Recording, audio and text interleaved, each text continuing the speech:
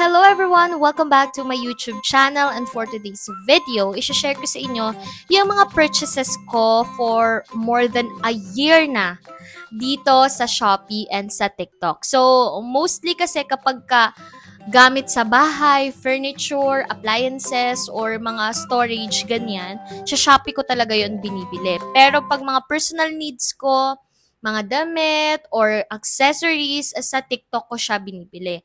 So, itong video na to, ipapakita ko sa inyo yung mga cabinets, tables, chairs, yung mga big purchases ko na nabili sa Shopee. Kasi, nung lumipat kami dito sa bahay, marami pa talaga kaming mga gamit na kailangan bilhin.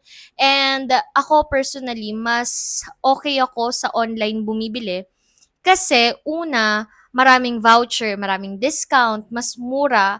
At the same time, yung travel cost, yung delivery, yung shipping, minsan free, minsan naman konti lang yung bayad. Unlike kapag bumili ka sa store, mahal na yung item, tapos kailangan mo pang i-ship siya, di ba, ipa-deliver. Ang pinaka-downside lang pagdating sa online is hindi kasi natin nakikita, nahahawakan personally yung gamit na bibili natin.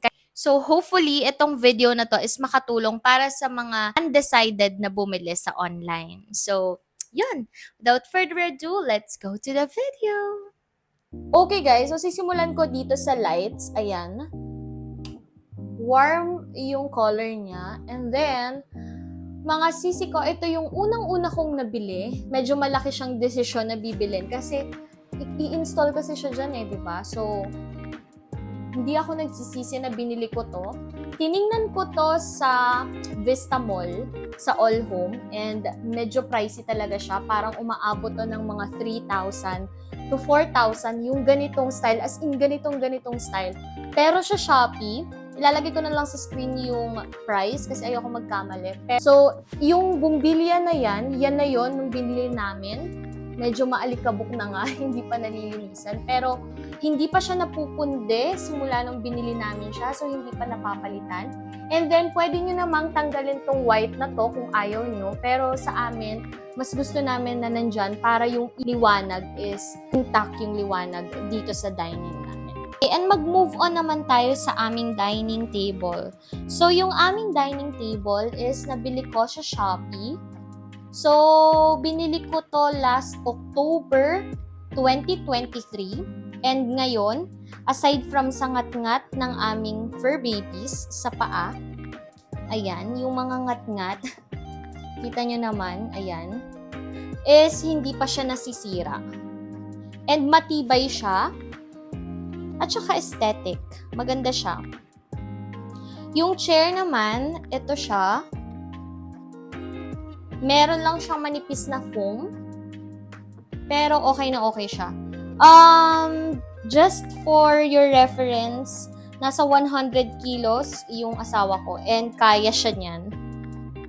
At hindi naman siya magalaw. Basta maganda lang yung pagkaka-assemble nyo, kabit nyo ng mga tornilyo. Okay na okay siya. Tapos, ito yung purchase ko na medyo undecided talaga ako bilhin. Kasi syempre, dining table yan Ayoko kasi bumili ng tigwa 1,000 na dining set. Tapos, madali siyang masira or maalog siya. Ito, hindi naman siya maalog So, ayan. May kasama na siyang 4 chairs.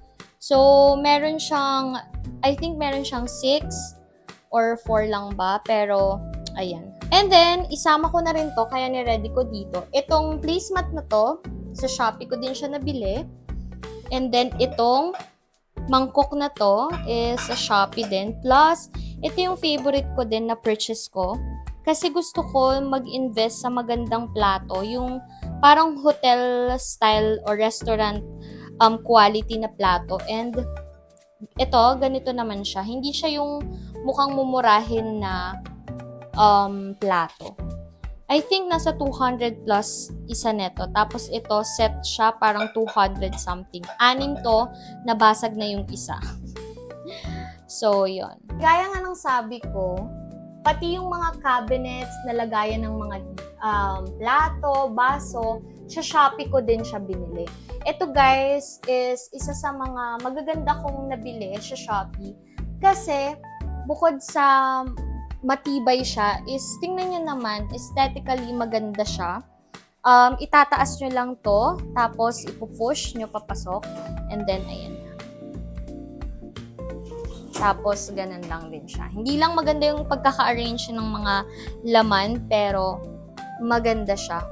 Binili ko to, ito yung unang-una kong binili kasama nito sa Shopee nung pagkalipat namin ng bahay.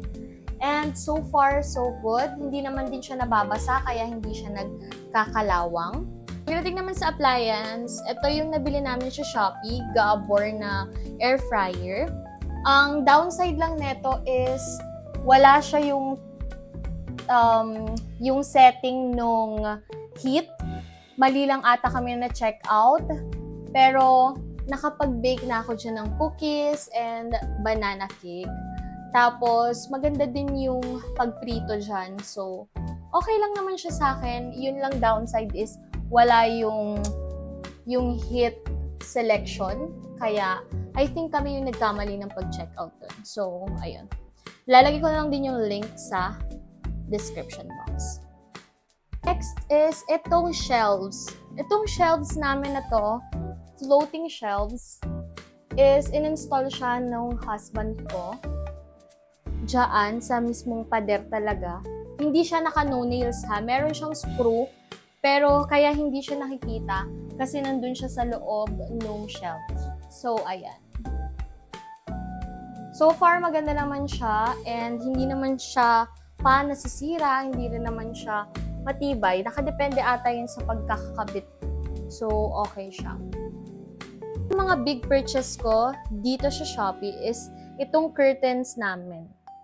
Yung curtains kasi namin is 8 feet and medyo mahal siya kung lahat-lahat na ha.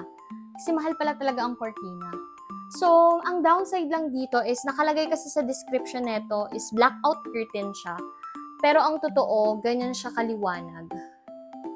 So, currently nasa 4 PM na and ganyan yung sinag na nakikita. So far maganda siya pag gabi, pero pag umaga, I don't recommend yung ganitong curtains. Siguro ilalagay ko yung link, pero mag-check kayo nung mas makapal na option. Next, dapat lalagyan ko to ng mga stocks namin, grocery, ganyan. Pero, ginawa ko na lang siyang bookshelves. And maganda naman siya. Tapos, sa gitna, yung mga anek-anek. Tapos, sa baba naman is yung wipes, ganyan. So, ayun. Ito, sa TikTok ko to nabili. Pero, meron din ito sa Shopee. Lalagay ko na lang din yung link sa description box. And then, dito nakalagay yung mga anek-anek ko. Mga kalat, ganyan. Nilagay ko siya dito sa aking office table. Sa ilalim. Kasi parang ano na rin siya, footrest. Malambot din naman kasi siya. Guys, medyo magulo pero ito yung table, office table ko. Kasi yung table ko before, maliit lang siya. Tapos gusto ko yung kasya yung at least 2 monitor. So, isa lang naman yung monitor na gamit ko, pero kasya yung 2 monitor dyan. Tapos, sobrang sturdy niya. At saka alam mong matibay. Tapos, maganda din yung pagka-plastic niya. Ayan. So, kung gusto niyo rin ng corkboard, lalagay ko din sa description box for notes, ganyan. Pero ayan, so far, maganda siya. Tapos guys, ito palang tiyeso na to. Ito yung aking tumbler. 24 hours, more than 24 hours tumatagal yung lamig. So, ayan. Mura lang din to. Okay mga sisi ko, so far, yung mga pinakita ko sa inyo is yun yung mga natatandaan ko na medyo malalaking bagay na nabili ko dito sa Shopee. And then, kung meron kayong mga questions, mga gustong ipa-review na item, comment down below and then check natin kung maganda ba sila. And kung baka mamaya may hindi ako napakita sa inyo na nabili ko din or meron ako. So, yun lang. And then, kung meron kayong suggestion for my next video, gusto nyong makita, comment down